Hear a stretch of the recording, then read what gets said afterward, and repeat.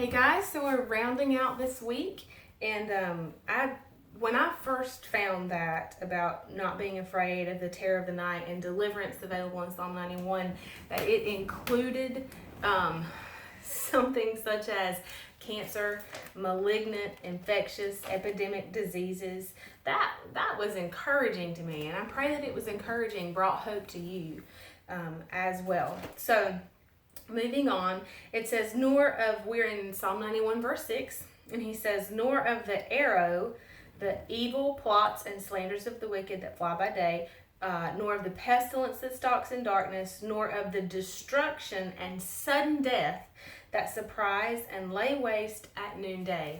Now, some definitions.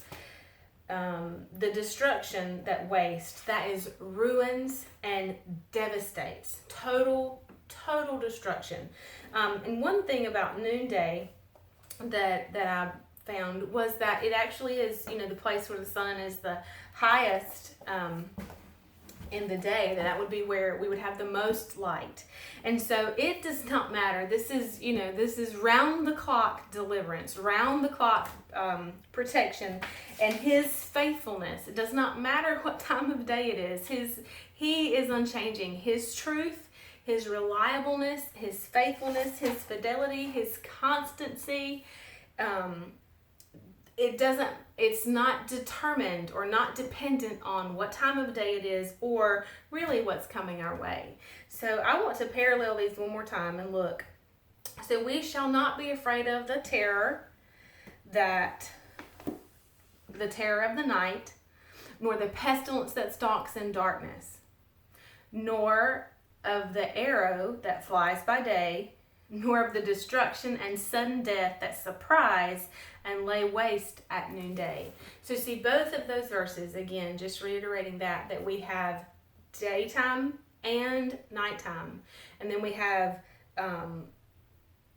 danger, arrows, weapons, evils, calamities, pestilence, which is truly in this context here, diseases, epidemics, contagious, deadly, or of destruction, which is devastation and ruin, sudden death that surprise and lay waste at noonday. What does that sound like to you?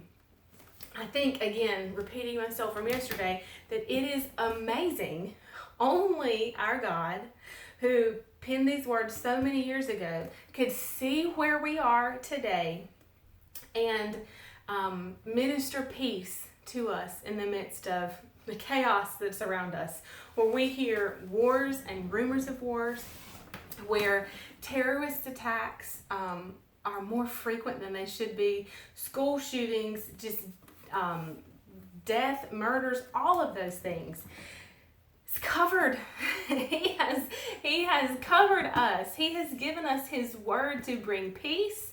And again, that image of the mama duck with the babies who are asleep under her wing is just beautiful and speaks to the heart of the issue, that we will not be afraid. We do not need to fear, because our God, Elohim, Almighty, Creator, Yahweh, Elyon, is aware, and he is keeping us. He is keeping us. Now, I'm going to read these couple of verses. Well, actually, I'm going to read all up until where we've been from Young's literal translation, because this is just important for us to get. The Hebrew language, which is, of course, what the Old Testament is written in, does not have a future tense. There's no future verb tense, which is just really cool when you get into the fact that, God, it was the Hebrew language, when he spoke, it was created. And so when he spoke a thing, even prophetically throughout the scriptures, in the Hebrew, it was as if it was now. As if it was now. So in Romans 4, where we read, God calls those things which be not as though they are, it's that he called Abraham the father of many before Abraham was a father at all. And so the Hebrew language is a now language, a creative language, a receiving language. Come on, apparently I just totally change that. Okay, so Young's literal translation is not the easiest to read if you're just reading the scripture, but it is great because it is a literal translation, or a more literal translation from Hebrew to English. So even listen to this, verse 1. He who is currently now dwelling in the secret place of the Most High, in the shade of the Almighty, lodges habitually. He is saying of Jehovah, my refuge and my bulwark, my God, I trust in him. Now, pause. Is that not a great reminder for us that, in the translations which we read, the King James and the Amplified, it says, I will say of the Lord. But here in the literal translation, it says, he is saying of Jehovah. So I am saying of Jehovah, my refuge and my bulwark, my God, I trust in him. For he delivereth thee from the snare of the fowler and from a calamitous pestilence. With his pinion he cover thee, and under his wings thou dost trust. A shield and buckler is his truth.